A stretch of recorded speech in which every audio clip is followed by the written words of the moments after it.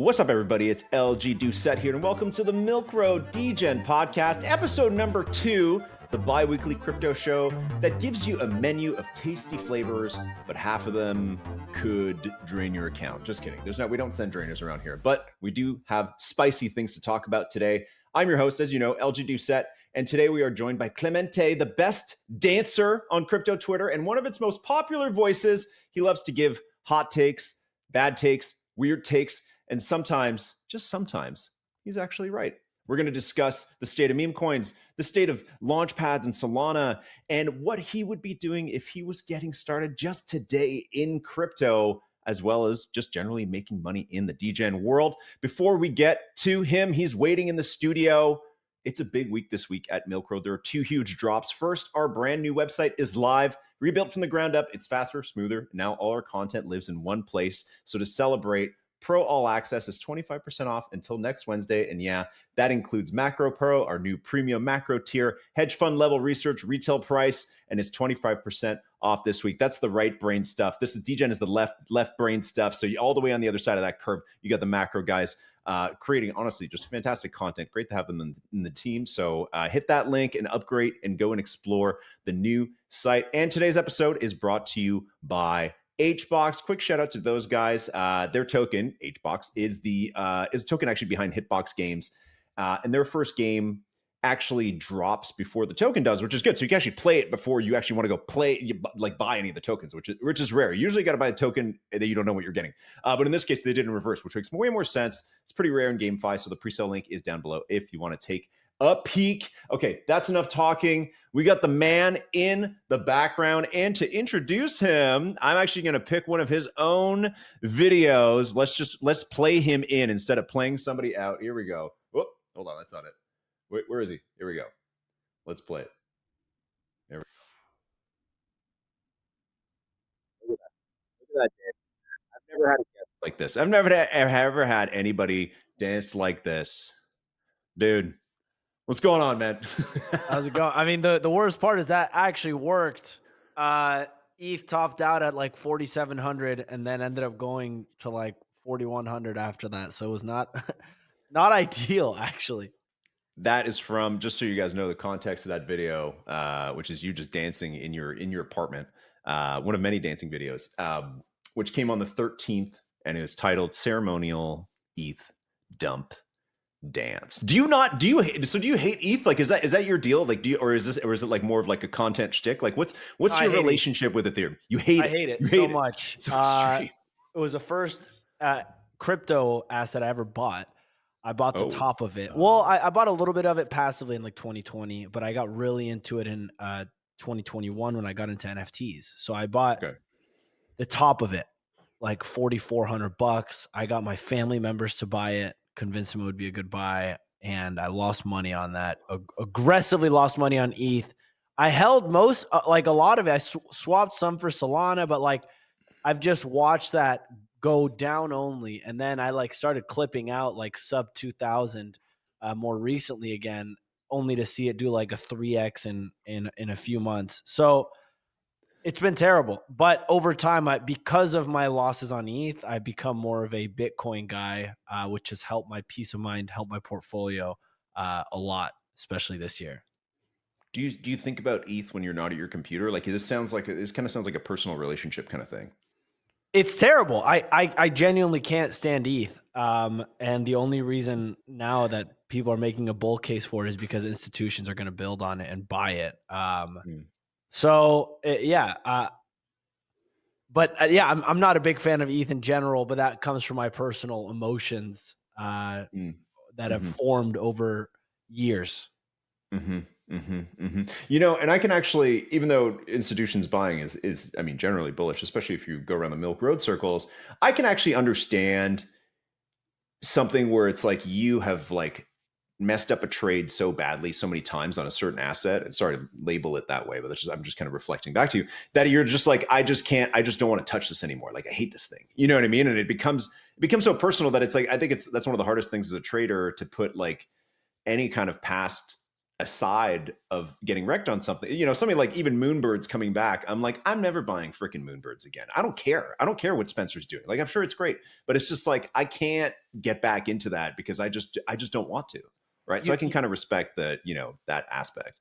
you need to figure out like I have the same with like the pump token. Every time I Mhm. bought it, I lost money. Like you have these assets where if you're trading it emotionally, it's better just to not touch it. But even like, I mean, yeah, the institution narrative is very interesting to me. I think there's some things that definitely make sense, but these like crypto treasury companies, I have been I've become increasingly skeptical of the last few months. But we'll see. We'll see. What is an asset?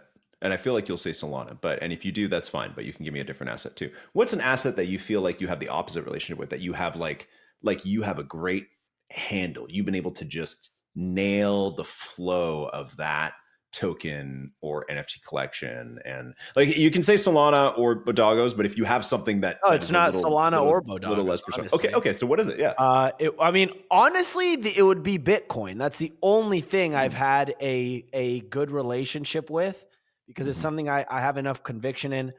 Solana, I honestly feel like I got a little bit lucky with because of Bodagos, because of Easy, who is on my team, was such a Solana bull.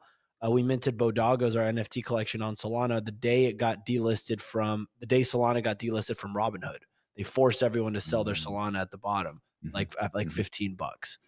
Right. Uh, Solana has been great to me. It's been a great trade, but even that, like I've had my ups and downs with it. Mm. I struggle sometimes to figure out. I have a really hard time with altcoins understanding what the thesis is for them because a lot of the times usage of the chain is not enough to make price go up. It Mm. a lot of the times is narratives, and when you have the inflation stuff, when you have all of these VCs and the unlocks, it's such a like confusing bet to make. Mhm. And there's so many altcoins now that I either have found myself going Bitcoin or the majors basically, Right. or the complete left curve going meme coins because meme coins I understand Hmm. and I know that it's just an attention game. It's Right. will this get more attention in the future? Betting on the community, the Twitter virality stuff. I've actually had way more luck trading meme coins recently the last few months while everyone's saying that they're dead. But I've really had a hard time with altcoins in general. I've lost money more often than not, and it's kind of kicked my butt. How do you decide to make a meme coin trade then? Like what is your thesis for narrative, right? Because there are tools, right? There's a million different screeners of whales getting in and bubble maps and bundles and all that kind of stuff, but I think that's something that a lot of people, I think especially our audience, right? It's like you have a lot of people that are holding majors, they've dabbled in like left curve stuff, but how do you know that you're gonna, even if you do catch the next fart coin, how do you know that's it, and then how do you not sell it once you've like hit a 5x already So from there? I'm no expert with meme coins. But even fart coin as an example, I actually have a hard time with the high conviction trades because I never know when to sell. Fartcoin, I was so bullish on that I round tripped the whole thing. I bought Fartcoin. I don't know what price. It wasn't that great, but I had like a 5 or 6x, and I left it. I didn't take profits because I thought it would go higher. I thought it would go to 5. And but high level meme coins, I actually for a while I've had a different thesis on meme coins that I still haven't seen play out. High level, my thesis is that we haven't seen a meme coin, a true degenerate meme coin season. And I don't know if that's actually going to end up happening, but I've never understood meme coins in the way of like these crypto native memes, dog with hat, for example, or pop cat, or like some of these memes that were just created in crypto and normies don't understand. They are not going to understand something like that.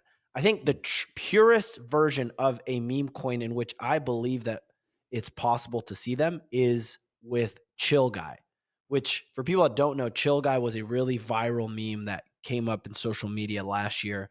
September-ish, October. And it was the first time that we saw a viral meme pop up, a meme coin be created, and quote unquote retail, meaning like not super crypto native people, realizing that they could buy stock of Chill Guy. And what we saw was a run from 0 to, I believe, almost 250 million in a matter of days. And what you saw was crypto Twitter was sidelined to it because they didn't. 750 million was the peak. Unbelievable. Unbelievable. And currently at 45. That to me is a pure version of what meme coins can be, and retail actually being onboarded. What we're seeing now with meme coins is we've reached a level of exhaustion where like people have gotten so exhausted with meme coins, and I'm talking about like crypto Twitter meme coins that I mean, we saw it with this Yeezy coin. It quote unquote only went to 3 billion, but most people are just like, I'm not touching this with a 10-foot pole. I wouldn't. Like, in what world do we need to get to where people are excited about meme coins again? Hypothetically speaking, if you think about it, Kanye dropping a token could have been like a massively exciting event for us, but instead it was seen so negative. And I want to see a world where it doesn't come with all this like extraction nasty stuff. Now, when you look at the state of meme coins today, I'm going back to my original point, like I actually am very excited about meme coins because of the recent shift we've seen the last few months from the Launchpad Wars heating up. Pump.fun took the meme coin ecosystem from 0, like a very small piece, to like this multi-billion-dollar industry, created this industry out of nothing, basically two years ago, giving people the ability to launch meme coins in a few clicks. Now, it dominated up until 3 months ago when Bonk.fun launched. And now, and feel free to jump in, I've been talking for like 5 minutes straight. I want to hear you talk. People listen to you talk all the time. What's happening now is we're seeing Bonk take market share from Pump.fun. And this is like economics 101, where competition makes everything better for the end user. We never had Pump.fun reinvesting money back into the ecosystem. We never had creator fees. We never had like incentives for traders and creators of meme coins. We have all of that now because Pump.fun was forced to innovate because they were losing market share. So you're seeing now Pump.fun actively work with communities to, like, they're taking let's say they make $2 million a day, they're reinvesting it back into their ecosystem almost like entirely, which is awesome because now we're seeing them promote and like give these meme coins something to work for, these communities something to work for. And before it was just like, okay, we create a meme coin, we rally a community around it, and then we try to get launched, listed on centralized exchanges. Now it's, you get to a certain point to where you get these launch pads to bid your coin, to help you work with activations, pay for some of the community activations you can do, and they want to support you. We've moved from meme coin launch pads to meme coin incubators. Mm-hmm. Yeah, that definitely I mean, I definitely agree. I want to ask you, I think I'll tell you how I feel about that. I think that generally that's healthy, what you're describing, right? Is this kind of more curated launch where ideally you need some kind of, I think first off, you need more security in terms of like some form of like anti-sniping, but I still think you need a good incentives. And that's what Pump dominating for so long, which is actually shocking when you think about it, like you outlined, that it's like they just sat there alone for so long with no incentives, maybe an airdrop in the future, nothing happening, launching 40,000 tokens a day, basically dominating. And it took so long for anybody to come along and do something that we could even challenge them, until you had the Bonk team come along and build their own launch pad and start to have runners there. Before we dive into like the I guess evolution of launch pads, I want to ask you, like, Pump.fun, this is the big question around their presale of their token and everything, is was it, and I'm talking about its prior form. Now we've entered like a different meta of like these guys are competing against each other, trying to bring in traders, trying to not have rugs as much so that people can actually, feel good about this stuff. Prior to that, so let's call it Memecoin Launchpad's phase one, pump alone. Was that good or bad? Because you've seen those stats that it's like, 95% of people that traded lost money. Only a small amount of people are making money. It's being botted. It's being scammed. Like, is that, it was, so something like that, was that good or bad for crypto or for Solana or for like the state of meme coins?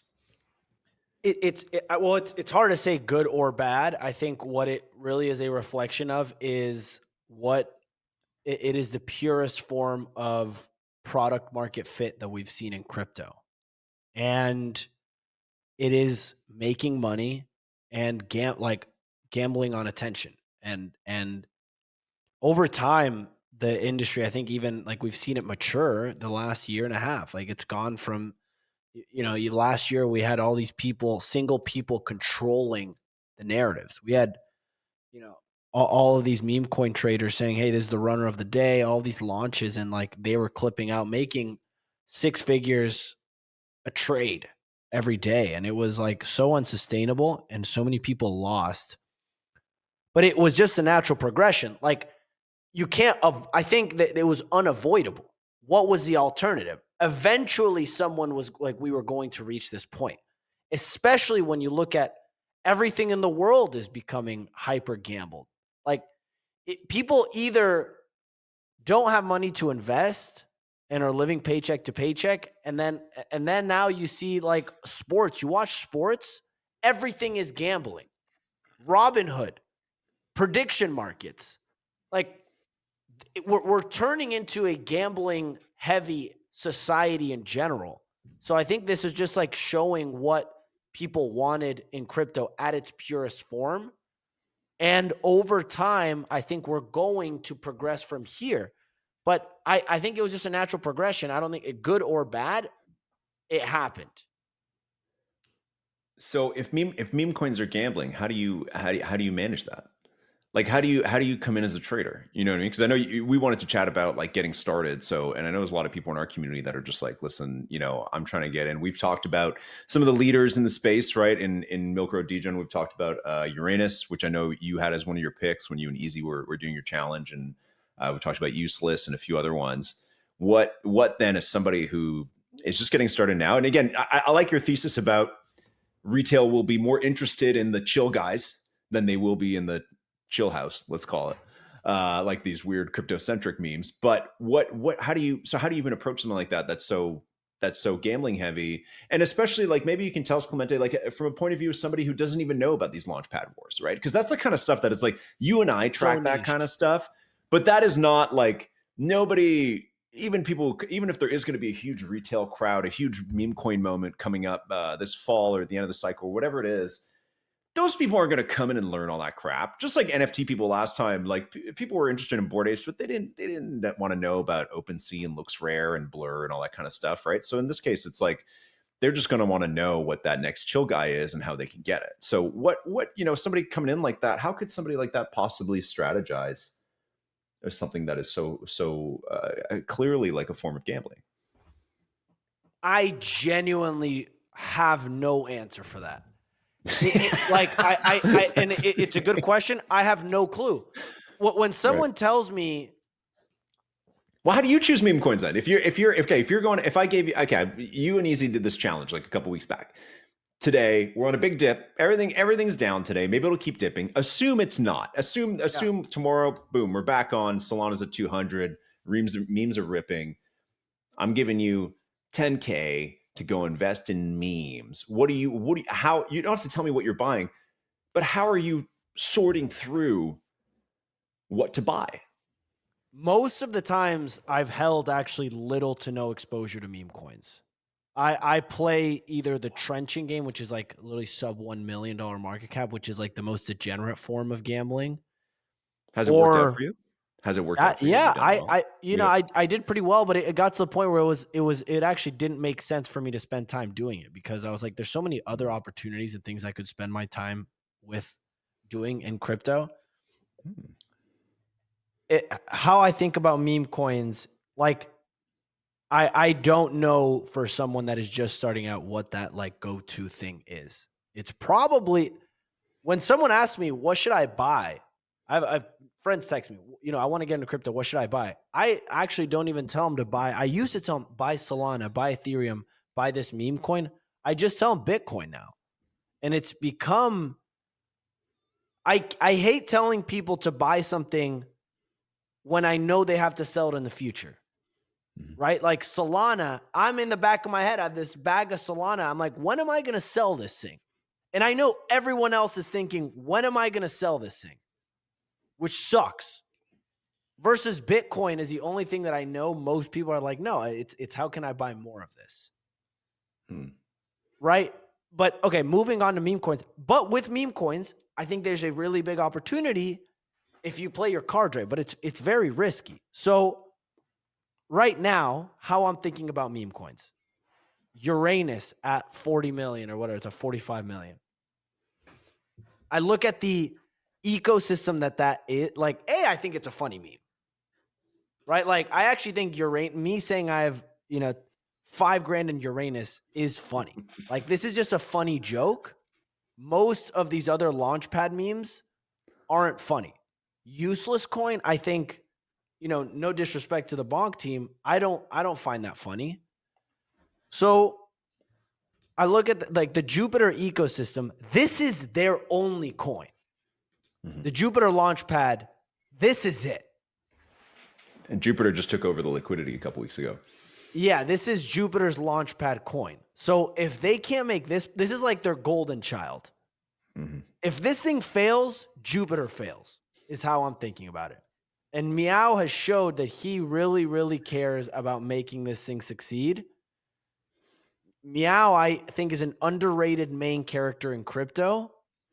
And Jupiter has a vested interest in making this succeed. And just to clarify, anybody who doesn't know who Meow is, Meow is the founder of Jupiter, which is like the second largest DEX on Solana and has its own token, Jupe, that has an airdrop every January, but is valued at like $2-3 billion. So not, and as I mean, there's the nature of kind of crypto degen conversations is that you say Meow, and I know who you're talking about, and I've heard him, I've listened to his, you know what I mean? I just know who Meow is. Sometimes you got to step out of this stuff, man, and just realize how insane we sound. It gets very niche very quickly. Of course, Meow. Okay, that's a good take, and I think it is up to people to kind of figure out their own edge and their own skill level, and maybe you're right. Is like, if you can't figure out the right edge for meme coins, maybe it's best to just accumulate the parent asset in Solana, or just keep buying Bitcoin, like you're saying, right? Especially if you can't figure out when you're going to sell. You mentioned that there are better ROIs for you other than just trenching every day. What are those?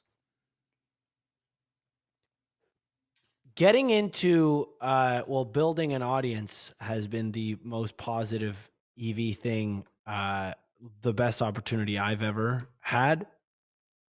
I think, and I'm speaking for myself, that I realize the number one thing I can do is get good at creating content, get better at it. And, I actually don't think, like, if you look at the state of crypto content, most content is trash. Most content, specifically on crypto Twitter, isn't very good. And it's like a huge opportunity. There's a huge opportunity for anyone that wants to make money in crypto to just focus on like building their audience and building their brand. And it's easier said than done, but most content in crypto isn't unique, isn't very like interesting. And I firmly believe if we had more interesting creators centered around crypto, we would have more adoption. Like, that's the distribution nowadays, is content through social media. Now, I'm not saying do what I do. Like, sometimes I push it to the extreme. I'm dancing and doing these random things. The reason why me dancing performs well is like, who else is doing that shit? No one is, right? And it was just like me randomly thinking that, oh, this would be maybe funny to do. But we're at a stage where, for how developed and how much money is in this industry, how much marketing spend I've seen so many companies go out and do, and it's just a complete flop. We're going to see a massive growth in the creator economy in crypto. So to answer your question, like, that is what I'm most interested in, what I think is the biggest opportunity. You don't need to be me and do like the hardcore entertainment style. Even just figuring out what niche you are interested in, what skill you want to operate in. I can speak from my perspective like working within this crypto company. It's hard to find good people in crypto, like good employees in crypto. It is hard. Most people are like anonymous people that ask for too much money, that will leave your company in 2 weeks, that are just not good workers because they're obsessed with trading crypto. That if you are able to pass that and just like genuinely, like you can 100% progress there. I'm gonna ask you a question. You don't have to answer, but I think it's something people are curious about for influencers and people that rank high with yaps and everything. Do people try and give you insider info? Because I think it's somebody everyone wants to know. It's like, how are people early to these things? And you're not always early. You know, that's actually what I really like about you as a creator, is that like you just give these like insane takes on Twitter and dances and stuff like that. But maybe ETH dump dance, but very rarely are you like, man, here's this token. It's 500K. I'm telling you, this is the next big thing. And then it is, and it's huge, right? Which maybe you do that. Maybe you do that sometimes. But I would assume when you become a big account, dude, like people must fly, and I would say that probably the skill is trying to figure out of all those hundreds of DMs, if any of them are actually good alpha, because I bet that most of them are crap. Yeah, I don't get it, like good trades.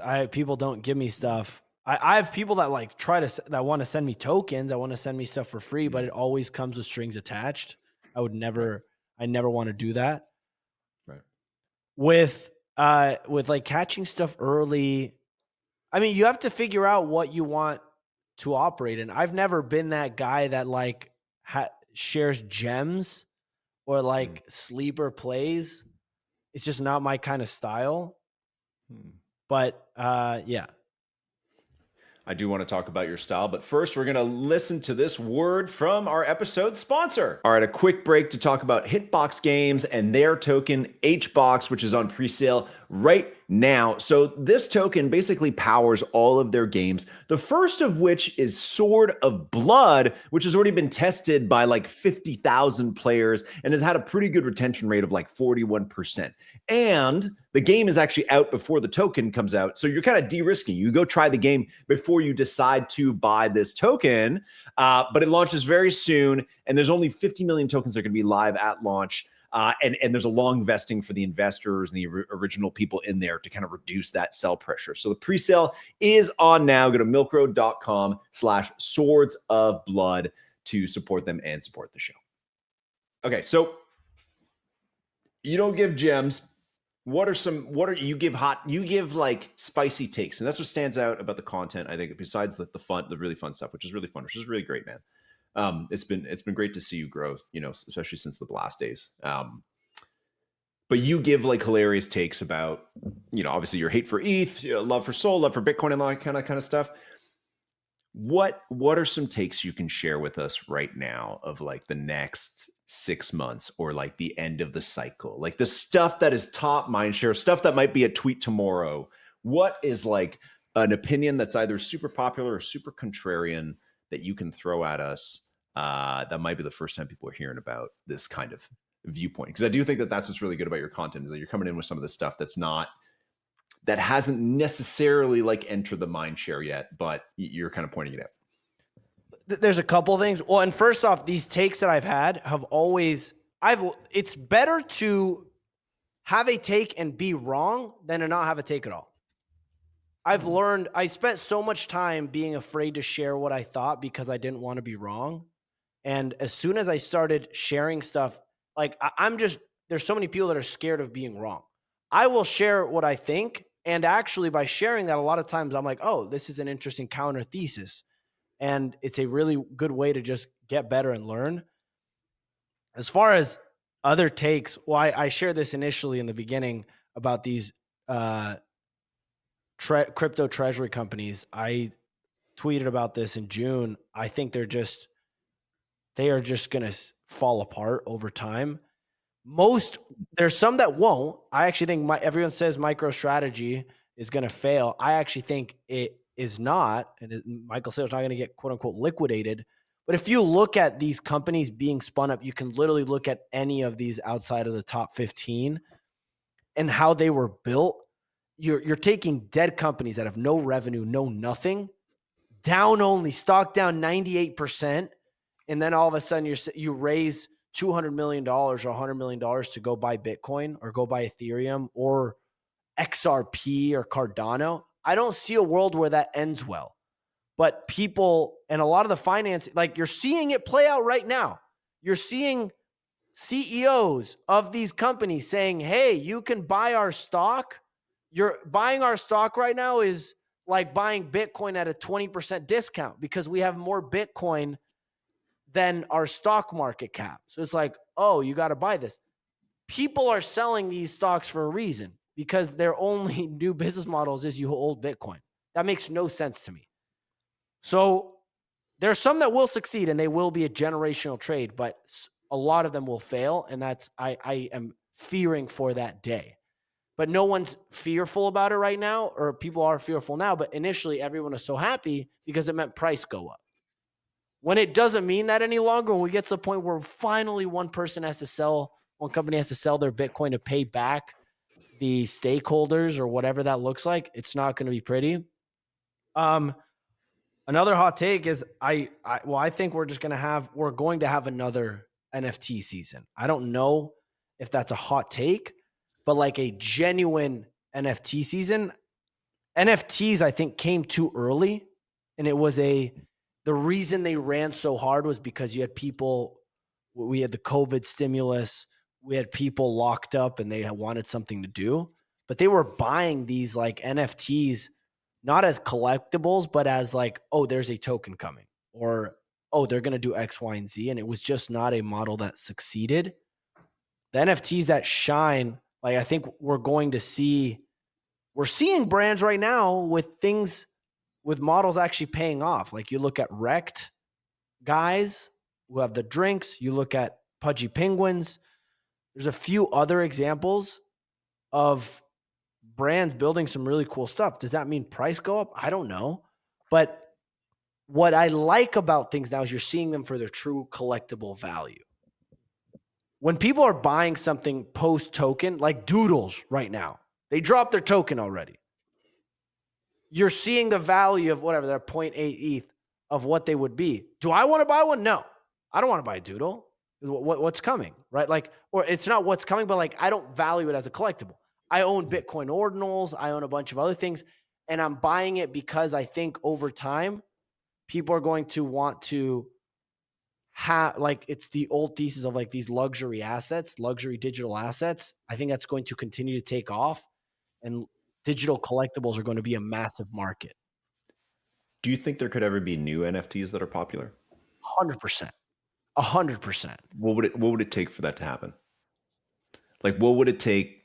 Because everything we're talking about, I mean, Ordinals is kind of new, right? Maybe like 2-3 years old now, but it's like things like Pudgies, Doodles, Apes, if they're still relevant in your mind. It's like we're talking 4 years ago these things came out. When you say another NFT wave, like do you also mean that there could be new things, either PFPs or something else that could come along that are not that drive the demand for NFTs as what? You know what I mean? Like, would people be coming into this as speculative vehicles, like you're saying, for tokens, as collectibles, which is kind of what, or gated assets, which is kind of what the original idea for Apes was, right? And they probably would have been better off just doing gated parties year round for holders than anything else, but they went a different route. What would that be? I don't know what it's going to look like. I think there's going to be interesting experiments that happen with just stuff on chain, and NFTs are going to be a form of that. people want to speculate on stuff, and that is never going to go away. You know, what will another PFP collection come around that, like Moonbirds, for example, got acquired and they have this like institutional kind of bid. People want price to go up, and there's going to be new people that come up with experiments and rally a community around making price go up. And it's just like a matter of, a lot of times you don't know what it looks like until it comes up and you're like, oh yeah, that makes total sense. We see these happen. To be honest, it's like, I look at a lot of the stuff happening nowadays. I'm not impressed by a lot of the stuff I see. Like, we're still so early in the app game and of a lot of the stuff that we're seeing, because you see founders and you see teams that are so focused on making as much money in as little time as possible, or they have no revenue model. That's why NFTs imploded. Was the business model for these businesses was sell you NFTs and sell you more tokens. That's it. And, you know, internally for our company, for example, like we're a media company. We have our revenue is not sell our holders more tokens. It's advertising. And I have a thesis that if aligned correctly, for example, like I think if aligned correctly, we're going to see businesses with aligned community members outperform regular businesses without one. You're seeing it with Pudgy Penguins in the IP world, where holders are going out and buying and supporting all of these things and spending a lot more money than they would otherwise because they want to support and are like kind of incentivized to do so. You're seeing the same thing with Rect. Now, for us, it's a media company. Our goal and our thesis is like, okay, like how do we build partnerships? How do we build activations and pieces of content that get our community excited and they go, oh, this is why I own a Bodago.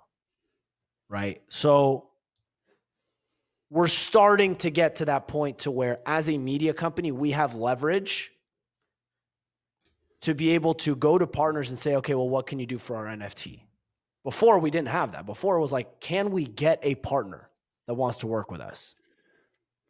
You guys have to be the most like prolific PFP that I see everywhere with like such an affordable price. It's very strange to me. Like I like it's something I can't really like reconciliate in my mind, because it's like you guys are really popular. You guys do really well. You have a lot of talking heads, right, between you and Nick and Pio and Easy and what's the other guy's name? RC IV? Ray, RCIV, yeah. RCIV, yeah. And a few others probably that I can't even think of off the top of my head, but it's like something where it's like even in Milk Road, Bodagos are prevalent on Twitter. The cost, the floor is 4 SOL. So, you know, $700. I would say it's as popular as a PFP that people use as like Apes or Pudgies or Zuki, which are all like minimum 8 or 10 grand. It's very strange to me. So it's either like an enormous opportunity, or it's just that like PFPs on ETH were just there so early that that's just like the difference. But it's not like, it's not up to popularity in a way. It's just like either the collectability or the discoverability or whatever that is. Well, yeah, I mean, we were at 1 SOL like, you know, a month ago. I think personally, we've tried to do so many things. We try to do merch, we try to do IP, and what we realize is content is what we need to do. Content is our best thing, and like what you need to have with any of these NFT collections that are successful, Pudgy Penguins, Wrecked Guy, they have a big scary goal and they have a retail facing consumer product, toys, drinks. Right. We don't have that. What we've been doing recently, what we realized is like, you have to give your community a chance to show up and like root for you. We've started doing that and give them a reason to like show up and give them ammunition. We've started to do that. Now, the problem is like you still need to pay $700 for an NFT. Like that's not nothing. No. Yeah. Now, but compared to the others, it's a massive discount. the other ones, like the state of the market right now is on chain retail, like, is low. Institutions are driving all of it. So what all of these other NFT communities are good at is getting people with deep pockets to support. That's it. Right.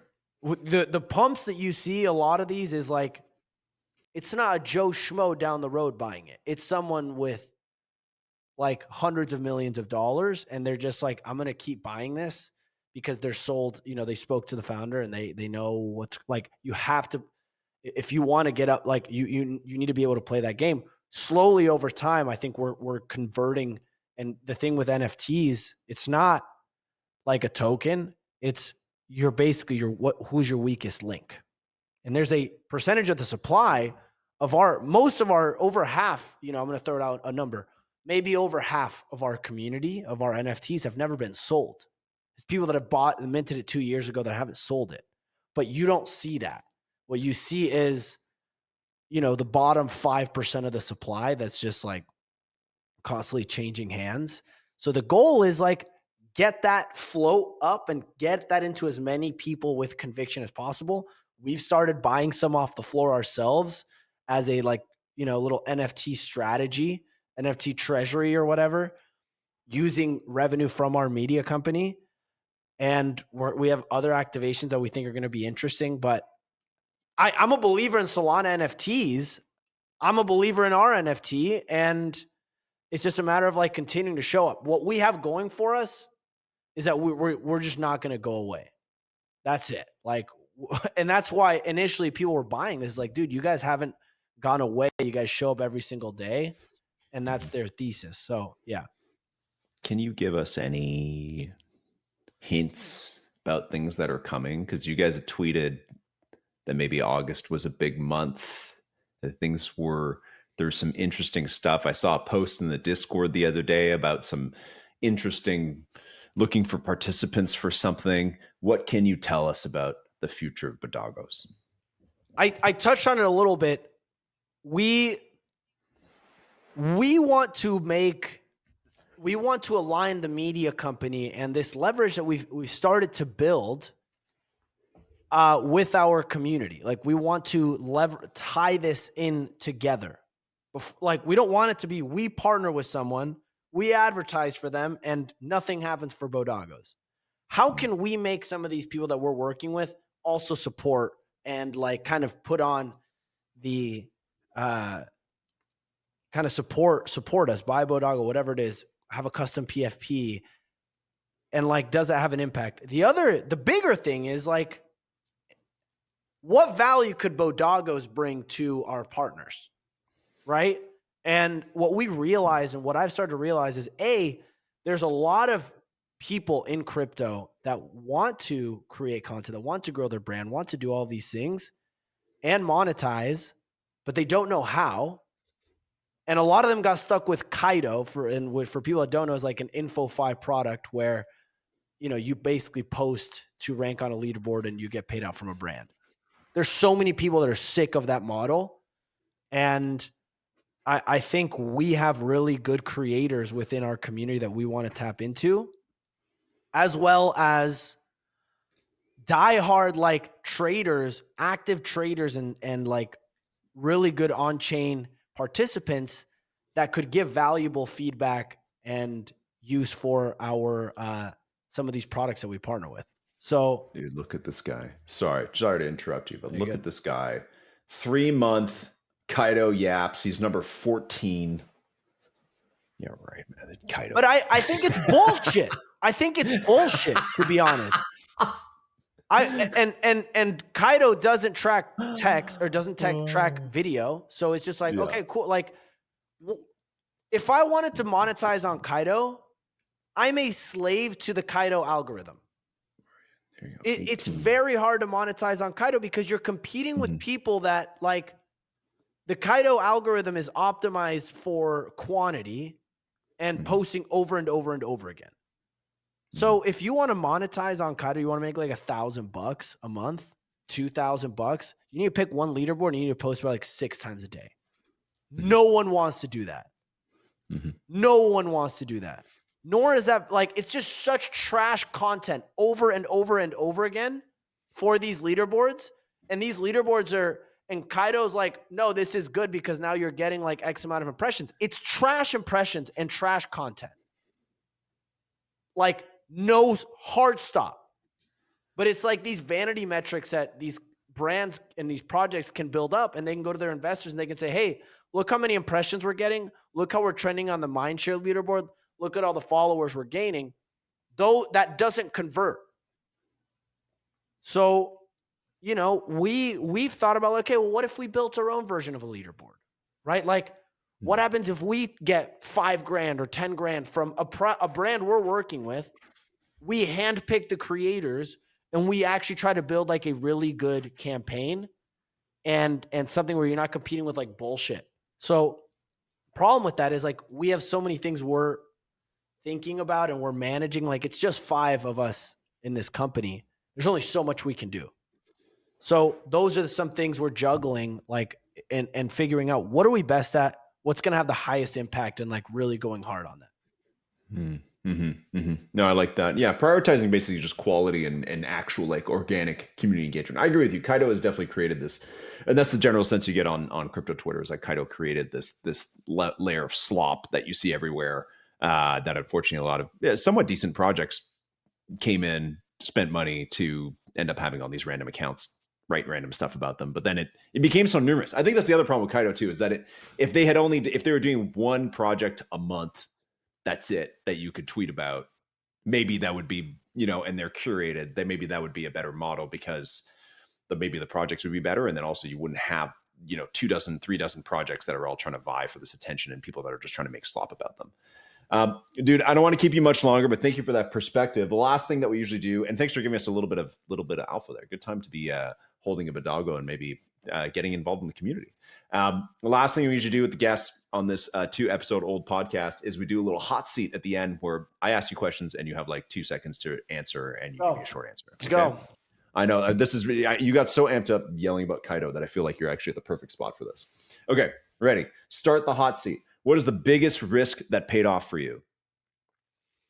Biggest risk that paid off for me, selling my stocks for Solana in November of 2023. Oh, nice. Okay, biggest risk that got you wrecked. Libra scam. I lost like $8,000 on the Libra meme coin. Terrible. Yeah. Okay, best airdrop. Best airdrop was Blast. Nice. Worst airdrop. Worst airdrop. I didn't get included in some of these, in some of these airdrops that we see. Like, I haven't gotten any of these Kaido airdrops. Blur was like a trash airdrop for me. Okay.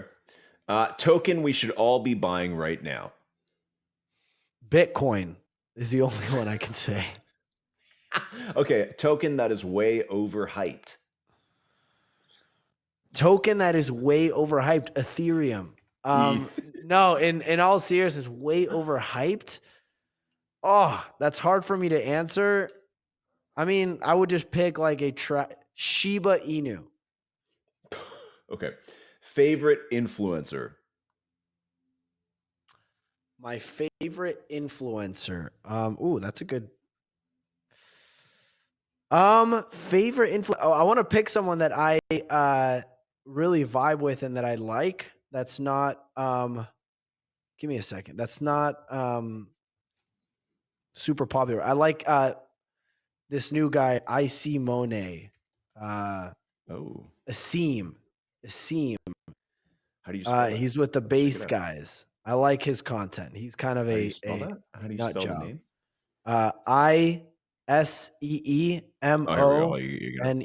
This guy. Hold on, let me pull it up. Here we go. I'm a fan of this guy. He makes. Is that him? Content. Yeah, this is him. Is that actually him? Yeah. No. This is your kind of guy. Yeah, he like dressed up as Borat. Messed around in LA. I like his personality. I think he's doing some great stuff. Yeah, that'd be my pick. Okay. Smartest person you know.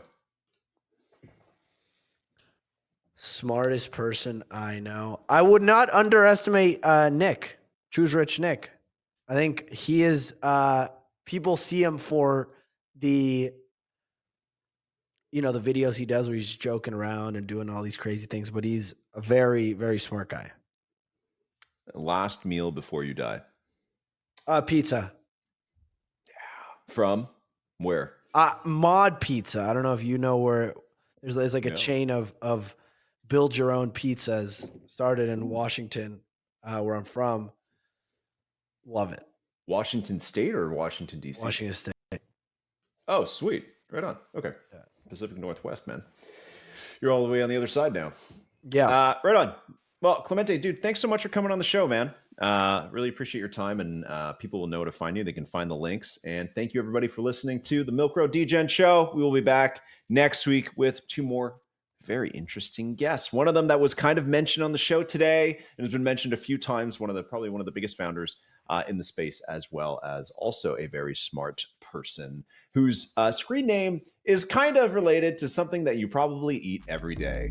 Anyways, thank you, Clemente, and we will see you next time. Want updates from the trenches alongside the tokens we're trading? Sub to our channel, then join the Milk Road Degen and Degen Pro newsletters. This show's for educational purposes only. Nothing we say is financial advice. Investing is risky. Never invest more than you can afford to lose.